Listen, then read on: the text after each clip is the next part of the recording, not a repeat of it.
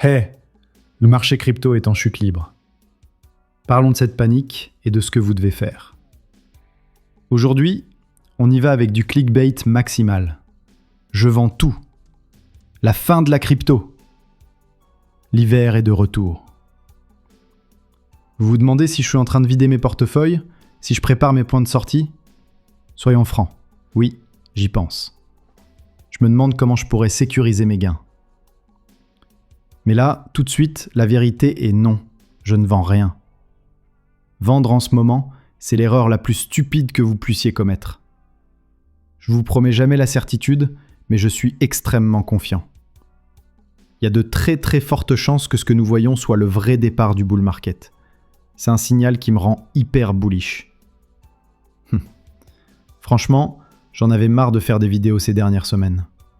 Le marché était ennuyeux. Il lui fallait un choc, une injection d'adrénaline. Ce crash, c'est notre adrénaline. Écoutez-moi bien pendant les prochaines minutes. Calmez-vous.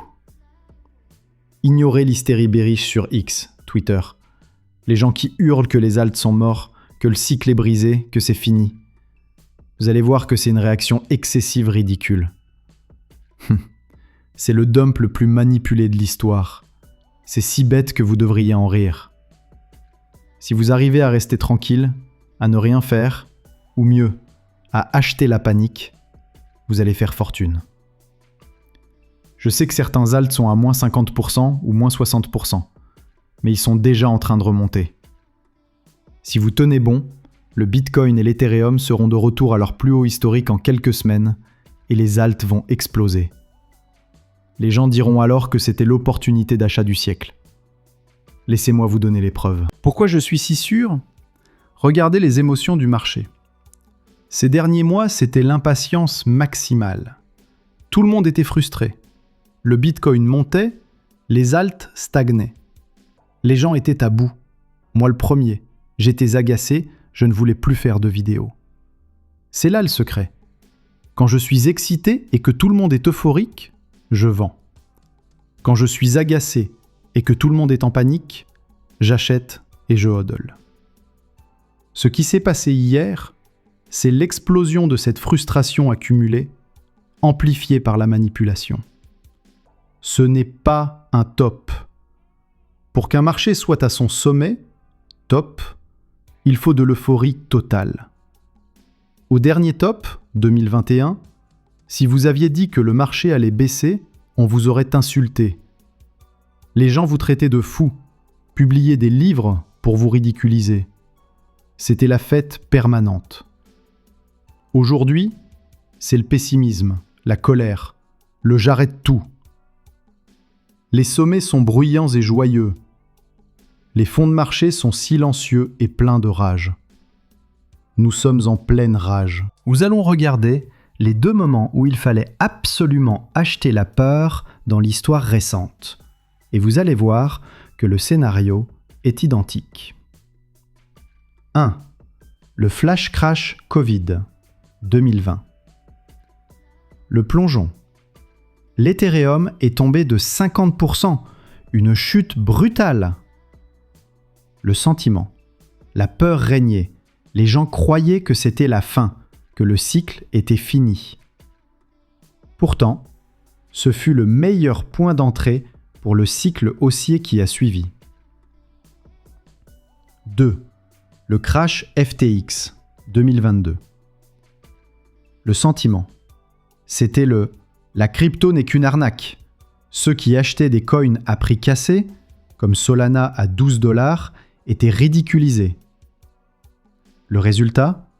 Une aubaine incroyable pour ceux qui ont gardé la tête froide.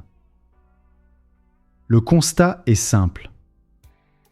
Le sentiment actuel, frustration, colère, prédiction d'apocalypse, est une copie carbone exacte des moments qui ont précédé les plus grandes explosions haussières. Pourquoi ce crash est-il encore plus ridicule que le crash Covid ?